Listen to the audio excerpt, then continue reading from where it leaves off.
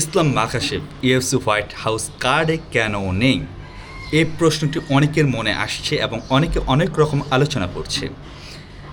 UFC president ড্যানা white কিন্তু এই বিষয়টি ক্লিয়ার করেছেন যে তিনি কেন কার্ডে নেই। এর কারণ হলো তিনি হ্যান্ড ইনজুরিতে রয়েছেন। এখন কতটুকু হ্যান্ড ইনজুরি, এটা কি সিরিয়াস কি না, সেটা নিয়েও কিন্তু ড্যানা হোয়াইট কথা বলেছেন। এটা কতটা সিরিয়াস এটা জানা যায়নি, বাট তিনি ইনজুরিতে রয়েছেন। ইনজুরির কারণেই শুধু তিনি ইউএফসি হোয়াইট হাউস কার্ডে নেই। যদি তিনি ইনজুরি থেকে মুক্ত হতেন তাহলে এই কার্ডে অবশ্যই তিনি থাকতেন। এখন কথা হলো ইসলাম মাকাশেভ কবে নাগাদ ফিরতে পারেন? মেবি এটা জুলাইয়ের পরে হতে পারে। তার জুলাইয়ের পরে আমরা তার ম্যাচ দেখতে পারি। মেবি অগস্ট অর সেপ্টেম্বরে আমরা ইসলাম মাকাশেভকে আবার রিংয়ে দেখতে পারি। তো এটাই আশা করব যে ইসলাম তাড়াতাড়ি ফিরে আসুক, আমাদেরকে একটি দুর্দান্ত ফাইট উপহার দিক।